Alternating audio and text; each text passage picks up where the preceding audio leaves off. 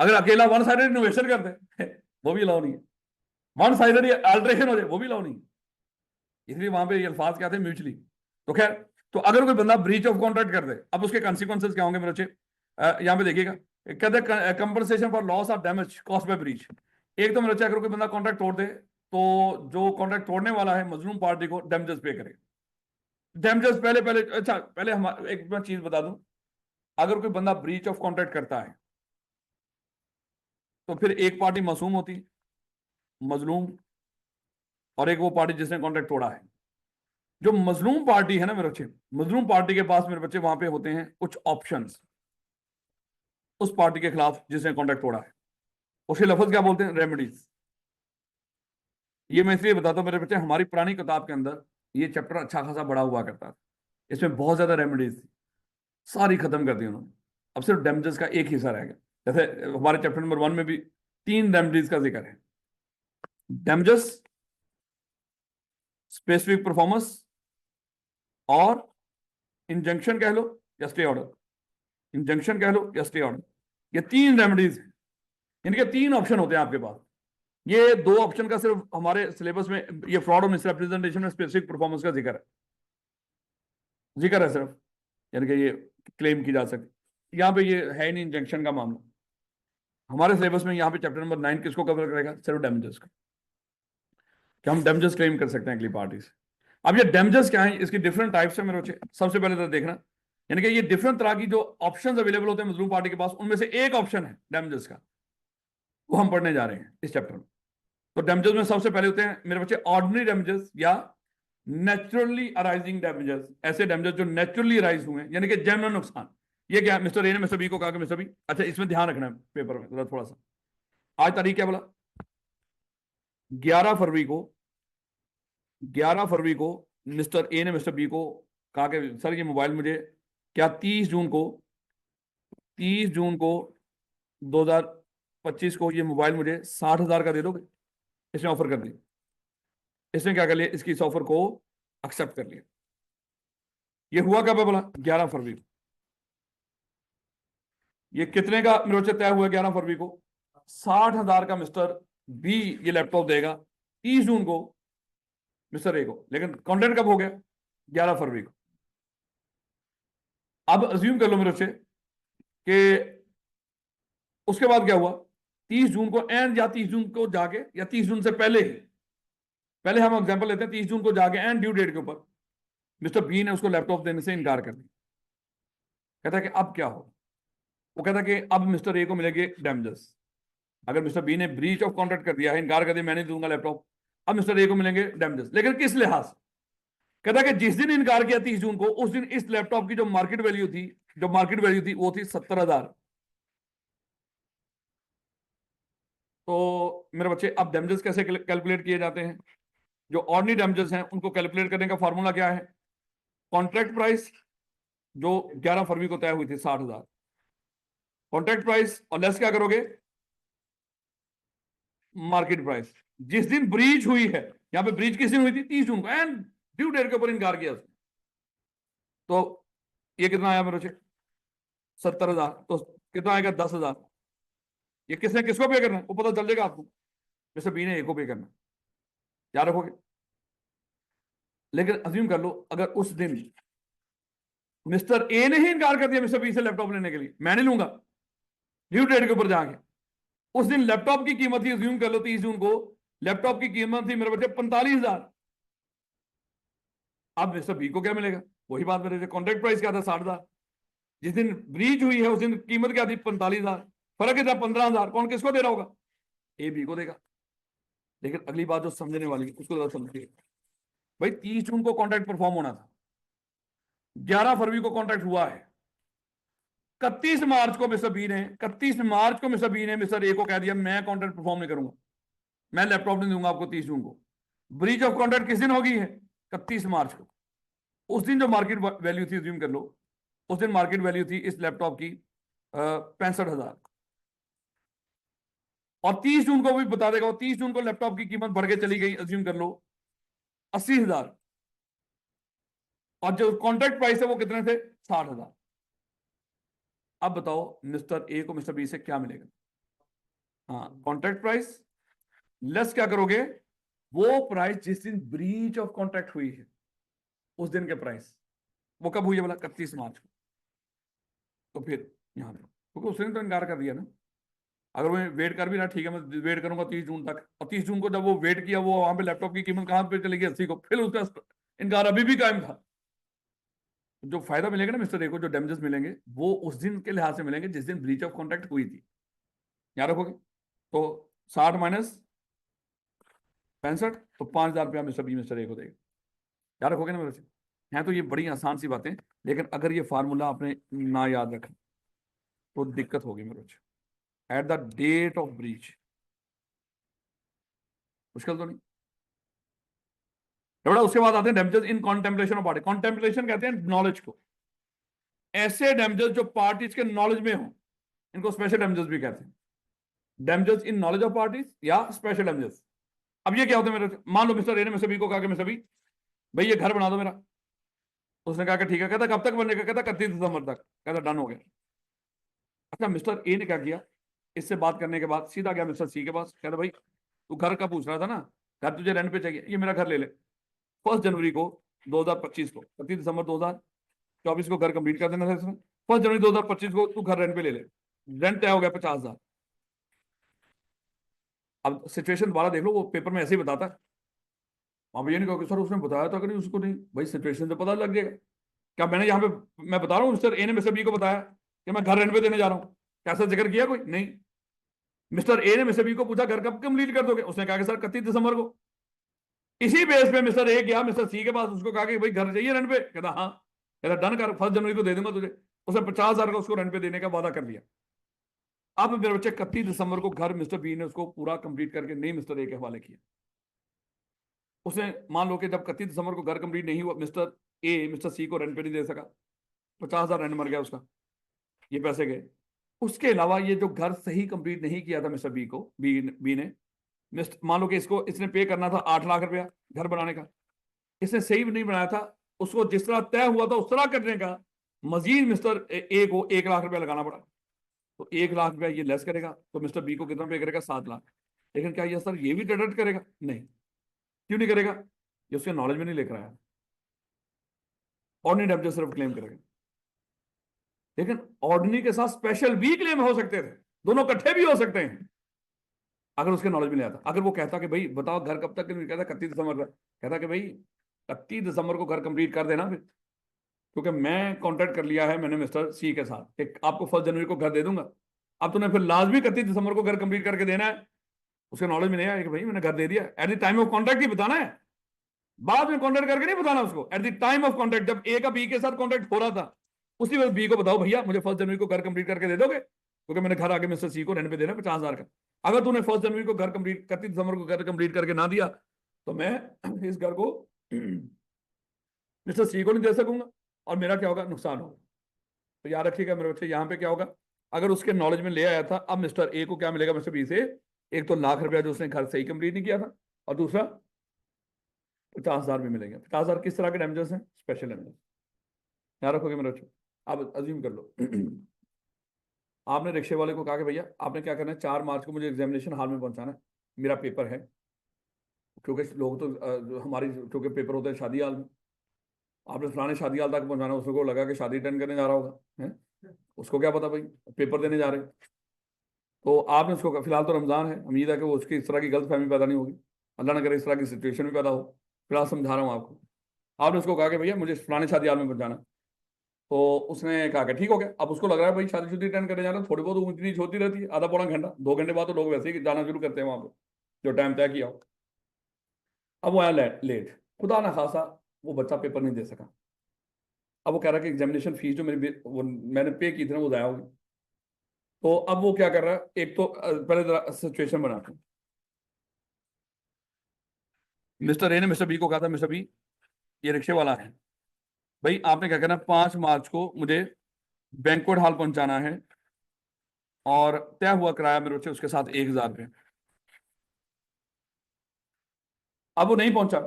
इसने क्या किया, उस वक्त इमरजेंसी में किसी मिस्टर सी को कहा, रिक्शे वाले को, मैं तुझे 2,000 रुपया देता हूँ, मुझे ले जाओ भैया शादी हाल तक। इसने इमरजेंसी में उसको 2,000 रुपये पे किया और वहां पे चला गया। अब मेरे बच्चे मिस्टर ए मिस्टर बी से कितने पैसे चार्ज करेगा? ऑर्डिनरी डैमेजेस 1,000 रुपया जो उसका एक्स्ट्रा लगा। बात समझ आ रही है कि नहीं? तो नुकसान हुआ, जो जेन्युइन नुकसान हुआ है, कॉन्ट्रैक्ट प्राइस और डिफरेंस 1,000 का है ना, उससे क्लेम करेगा। लेकिन अगर अज्यूम कर लो मिस्टर ए ने मिस्टर बी को बताया था भाई मेरा पेपर है उस दिन, अगर तू उस दिन ना आया तो मेरा जो पेपर की फीस कितनी है एक पेपर की? 6,000, तो मेरा 6,000 का नुकसान हो जाएगा।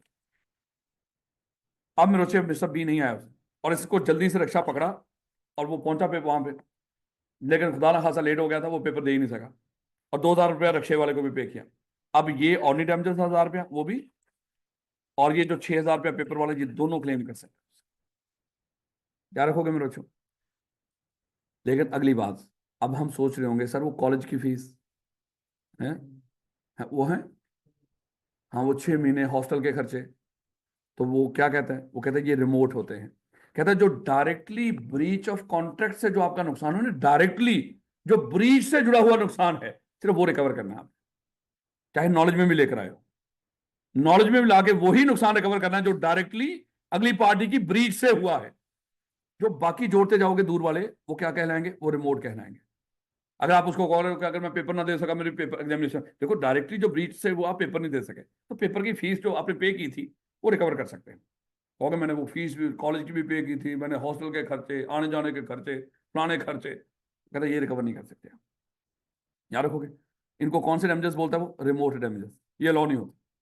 अब मेरे बच्चे इसको याद रखना है, स्पेशल डैमेजेस रिमोट। अगली बात कर दी, मिस्टर ए ने मिस्टर बी को कहा कि मिस्टर बी भाई देखो 10 मार्च को आप मुझे एयरपोर्ट पे पहुंचाना, मेरी फ्लाइट है मान लो कि 11 बजे, 11 बजे मेरी फ्लाइट है, 10 मार्च को आपने मुझे एयरपोर्ट पे पहुंचा देना है।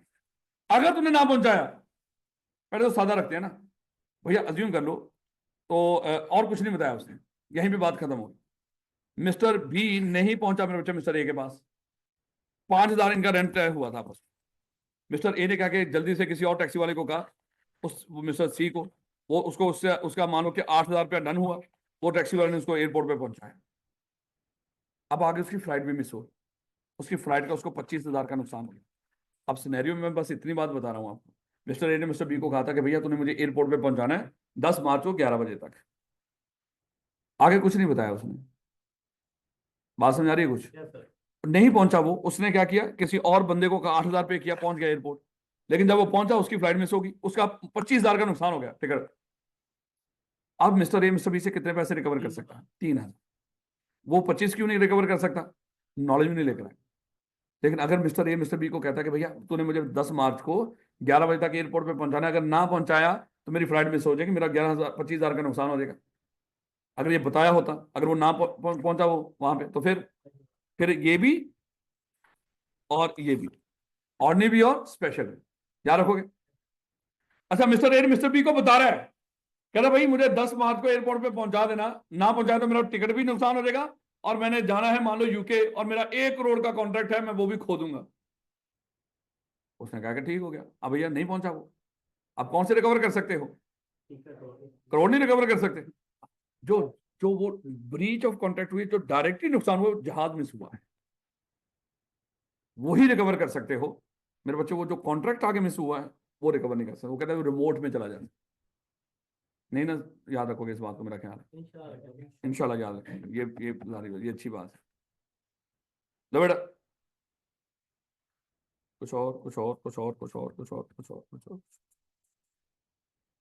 लो बेटा, अगली बात कहता है कि डैमेजेस इन कॉज कॉन्ट्रैक्ट।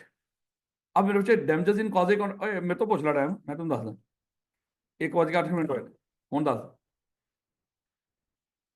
पढ़े या ब्रेक कर लें? पक्की बात, इजाजत जो हूं मुंडी उधर की थी ना, दे बेटा इधर आ। अच्छा बच्चा है वो बड़ा औखा होकर देख रहा था ना, मैंने चल गया।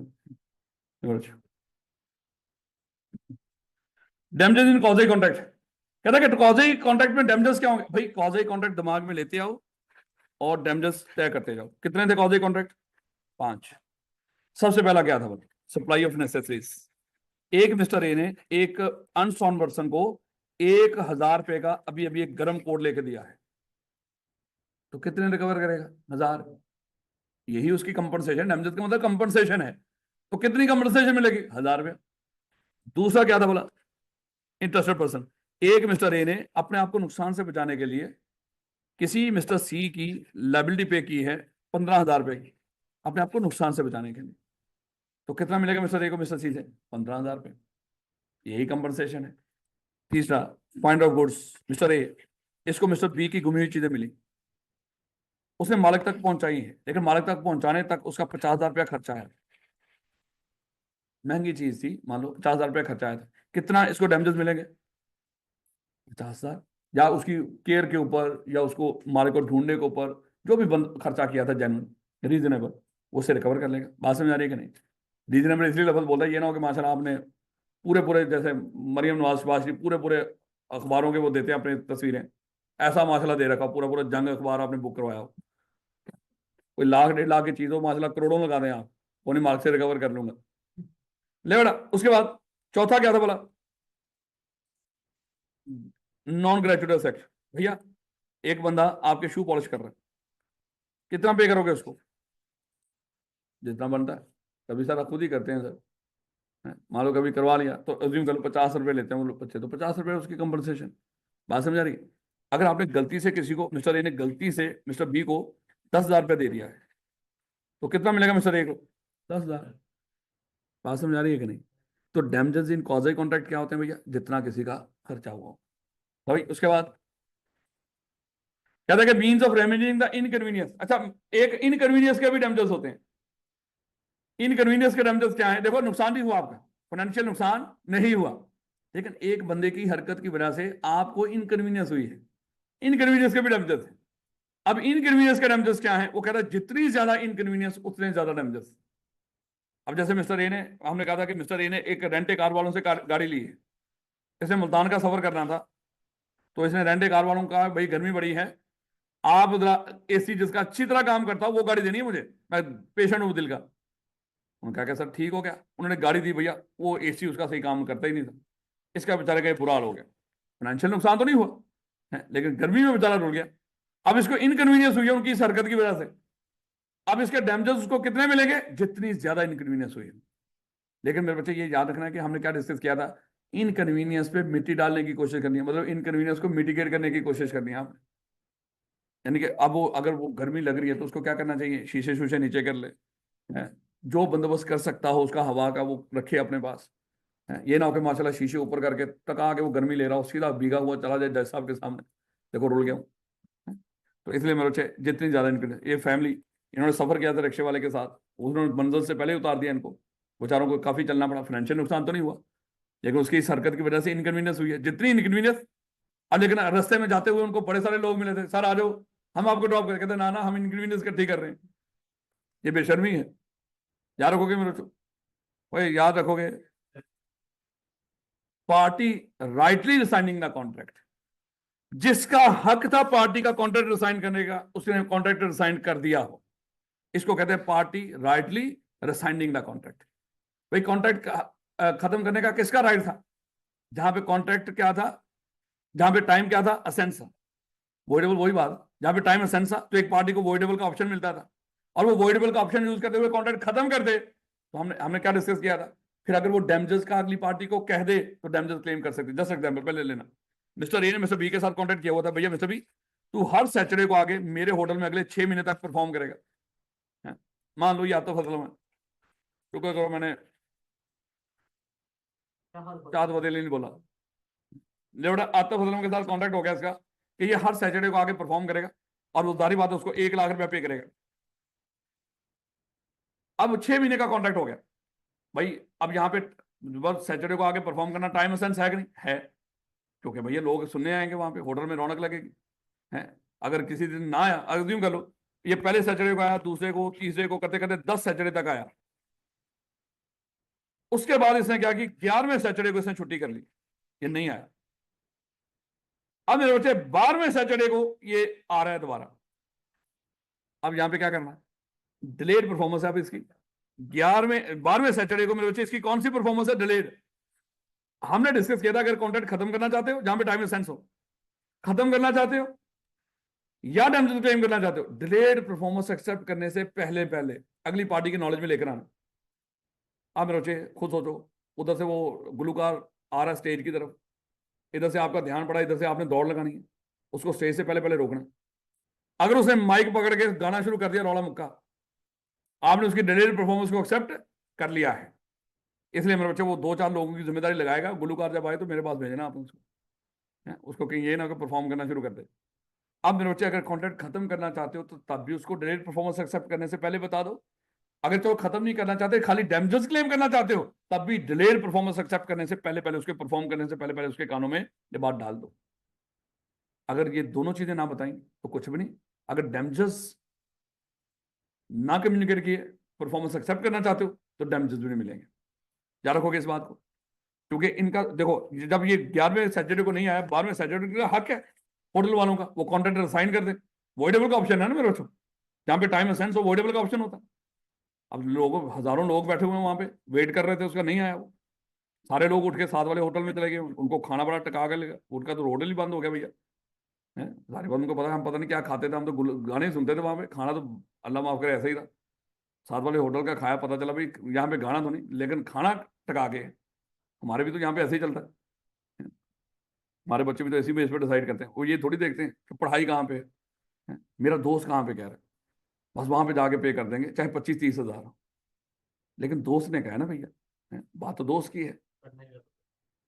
बच्चे बेचारे देखो, लाहौर वालों के पास ऑप्शन है ना, बाकी शहरों के पास तो बेचारों के ऑप्शन भी नहीं है, तो किसी टीचर को इस तरह जाके वो कर सकें, चूज कर सकें। तो फिजिकली बच्चे खासतौर पे पढ़ना चाह रहे हैं, वो तो जहाँ पे होता है वहां से पढ़ लेते हैं, वो पास कर लेते हैं। यहाँ पे माशाल्लाह हम बैठे होते हैं कि बस ठीक है, पैसे तो दे रखे हैं ना, बड़ा महंगा टीचर रखा हो, पक्का पास होना तो बनता है, बच्चे ज्यादा प्रेशर पैदा होता है। मैं ये नहीं कहता अल्लाह माफ कर, लेकिन जरा थोड़ी सी चीजें चेक तो कर लो मार्केट के अंदर, है। हो सकता है आपके पैसे बच जाएं, आपके घर वालों के पैसे बच जाएं, है? लेकिन नाक नहीं बचेगी दोस्त के सामने, है। लेकिन उस वक्त का आप देखो जब आपने 10,000 दे के, 11,000 दे के, 25,000 के मुकाबले में पास कर लिया होगा, अब दोस्त का 25 भी देखना, अपना भी देखना 10 बार। उस 10-12 हजार से कम हम हर रोज कुछ ना कुछ थोड़ा बहुत फल खा सकते हैं पूरे 6 महीने। लेकिन नहीं, ऐसा नहीं सोचना। चले वापस आओ, ले बेटा, नेक्स्ट देखिएगा, कहता compensation where party penalty stipulated. तो भैया अच्छा ये भी देखिएगा, बात क्या होता है कि जब दो पार्टीज आपस में कॉन्ट्रैक्ट करती हैं तो आपस में तय कर लेते हैं एक पेनल्टी क्लॉज। भैया अगर मिस्टर ए ने मिस्टर बी को कहा, आपस में तय कर लिया, अगर मैंने कॉन्ट्रैक्ट परफॉर्म ना किया या तूने परफॉर्म ना किया, तो जो पार्टी डिफॉल्ट करेगी दूसरी पार्टी को 2 लाख रुपया पे करेगी। देखो नुकसान हो रहा था कॉन्ट्रैक्ट परफॉर्म ना करने से 50,000, लेकिन हमने कितनी पेनल्टी रख दी बीच में, 2 लाख। पार्टी का नुकसान कितना होना था, 50 का, लेकिन अमाउंट कितनी रख दी डैमेजेस की, 2 लाख। इसको बोलते हैं पेनल्टी। पेनल्टी की निशानी क्या होती है, जब डैमेजेस को हम कॉन्ट्रैक्ट में बढ़ा चढ़ा के लिख लें, पहले कॉन्ट्रैक्ट के टाइम पे तय कर लें और उसको लिख लें और अच्छा, अगर eight the time of contract genuine आप नुकसान बता रहे हो अगली पार्टी को, वो होते हैं स्पेशल डैमेजेस। जेन्युइन जितना नुकसान हो रहा है उतना ही बता रहे हो, लेकिन अगर आप डैमेजेस को बढ़ा चढ़ा के लिख रहे हो eight the time of contract, वो पेनल्टी होती है। याद रखोगे इस बात को, पेनल्टी में भी अगली पार्टी के नॉलेज में लेकर आते हो, स्पेशल डैमेजेस में भी। लेकिन दोनों में फर्क क्या है, पेनल्टी में अमाउंट एग्जैजरेट करके लिखते हो, जबकि स्पेशल डैमेजेस में जेन्युइन नुकसान बताते हो अगले बंदे को। याद रखोगे इस बात को। लो भैया यहाँ पे 2 लाख रुपया तय हो गया, अब मेरे बच्चे टाइम पे परफॉर्म नहीं किया मिस्टर बी ने कॉन्ट्रैक्ट, अब मिस्टर बी मिस्टर ए को कितना पे करेगा, बनता तो 2 लाख था, लेकिन मेरे बच्चे अगर बी चाहे तो इस मामले को कोर्ट में चैलेंज कर दे, जहां पे पेनल्टी आएगी अगर मामला कोर्ट में ले जाते हो, वो कहता है कोर्ट इसको रीजनेबल कर देगा, पेनल्टी को क्या कर देगा, रीजनेबल कर देगा। लेकिन याद रखना, हो सकता है कोई भी वजह हुई, हम तो लॉ पढ़ रहे हैं ना, अगर पेनल्टी डिसाइड हुआ था 2 लाख, ये पेनल्टी थी बाय नेचर, एक्सैजरेट करके लिखा था, लेकिन किसी भी वजह से नुकसान हो गया 3 लाख रुपए का, अब मेरे बच्चे मुझे बताओ कितना पे किया जाएगा डिफॉल्टिंग पार्टी की तरफ से मजलूम पार्टी को, मैक्सिमम 2 लाख। यानी कि अगर पहले ही पेनल्टी डिसाइड हुई हो, डैमेजेस बढ़ा चढ़ा के लिखे थे, और पार्टी का नुकसान उससे भी ज्यादा हो जाए, तो पेनल्टी सीलिंग होती है, इससे ज्यादा अमाउंट आपको नहीं मिलती। याद रखोगे, मैक्सिमम फिर यही अमाउंट मिलनी है, ये याद रखना।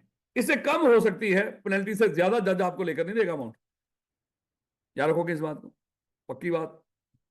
पेनल्टी की निशानी क्या है, डैमेजेस को बढ़ा चढ़ा के लिखा था, लेकिन सर अगर पहले ही बढ़ा चढ़ा के लिखा था नुकसान कैसे ज्यादा हो सकता है? भाई हो सकता है, जो मर्जी हो, उसे कानून सारी चीजों को कवर करने की कोशिश करता है। कहता है अगर पहले ही डैमेजेस बढ़ा चढ़ा के लिख रहे किसी वजह से नुकसान उससे भी ज्यादा हो गया, तो फिर आप मैक्सिमम अमाउंट कितनी मिलनी है पेनल्टी जितनी, उससे ज्यादा आपको अमाउंट नहीं मिलेगी। लो बेटा, कहता है कि ये जो पेनल्टी की अमाउंट है इंटरेस्ट की शक्ल में भी होती है। अगर आपने ड्यू डेट के ऊपर पैसे वापस ना किए, 5% इंटरेस्ट बढ़ा के मैं 25% इंटरेस्ट कर दूंगा, ये भी पेनल्टी होती है। फिर अगेन ये भी क्या, कोर्ट क्या कर देगा इसको, रीजनेबल। पेनल्टी जहां पर भी हो मेरे अच्छे, जारी बात है, कोर्ट क्या कर दिया करता है इसको रीजनेबल। थके तो नहीं बैठे?